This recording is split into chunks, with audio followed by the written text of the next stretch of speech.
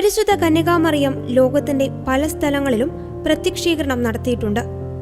സഭയെ യേശുവിലേക്ക് അടുപ്പിക്കുവാനും വരാനിരിക്കുന്ന കാര്യങ്ങളെക്കുറിച്ച് മുന്നറിയിപ്പ് നൽകാനുമാണ് പരിശുദ്ധ കന്യകാമറിയം പല സ്ഥലങ്ങളിലും പ്രത്യക്ഷപ്പെട്ടത്.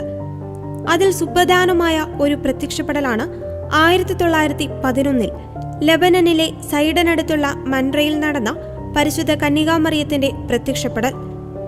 ലെബനൻ പർവ്വതത്തിന്റെ പടിഞ്ഞാറൻ താഴ്വരയിലെ സൈഡന്റെ പ്രാന്തപ്രദേശമായിരുന്ന ഒരു കുഗ്രാമമായിരുന്നു മൻറ. ദരിദ്രരായ ആളുകളെ ഉൾക്കൊള്ളുന്നതാണ് മൻറ എന്ന കൊച്ചുഗ്രാമം. ആ ഗ്രാമത്തിന് ഒരു കോപ്റ്റിക് ദേവാലയമുണ്ട്.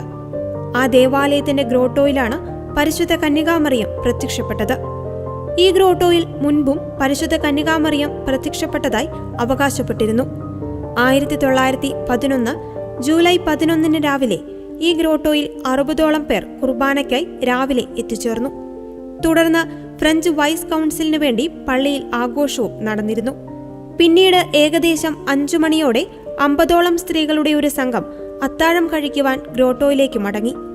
ഏകദേശം 7 മണിയോടെ 7 സ്ത്രീകൾ ഗ്രോട്ടോയുടെ അടുത്തെത്തിയപ്പോൾ ആ ഗ്രോട്ടോയുടെ ചാപ്പലിനുള്ളിൽ ഉണ്ടായിരുന്ന ബലിപീഠത്തിൽ നിന്ന് കണ്ണുകളെ അന്ധമാക്കുന്ന തരത്തിലുള്ള പ്രകാശരശ്മികൾ പുറത്തു വരുന്നതായി വളരെ ദൂരെ നിന്ന് തന്നെ അവർ കണ്ടു.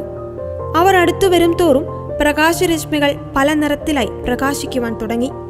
ആ പ്രകാശരശ്മികളാൽ അവർക്ക് ഒന്നും കാണാൻ പറ്റാത്ത അവസ്ഥയായി. പിന്നീട് സമയം പോകും തോറും പ്രകാശത്തിന്റെ തീവ്രത കുറഞ്ഞ പല നിറത്തിലുള്ള പ്രകാശരശ്മികൾ പുറത്തു വരുവാനും അതിന്റെ നടുക്കായി പരിശുദ്ധ കന്യകാമറിയം ഉണ്ണിയേശുവിനെ എടുത്തു നിൽക്കുന്നതായും അവർ കണ്ടു. 60 പേരുടെ കൂടെ ഉണ്ടായിരുന്ന ഒരു സ്ത്രീ ഈ അത്ഭുതം നടന്നയുടൻ തന്നെ ഗ്രാമത്തിന്റെ താഴ്വരയിലേക്ക് ഓടുകയും എല്ലാവരോടും പരിശുദ്ധ കന്യകാമറിയം പ്രത്യക്ഷപ്പെട്ടതായി പറയുകയും ചെയ്തു. ഇത് കേട്ടയുടൻ തന്നെ ഒരു കൂട്ടം ആളുകൾ അവിടെ നിന്ന് ഈ അത്ഭുതം കാണുവാൻ ഓടിയെത്തി.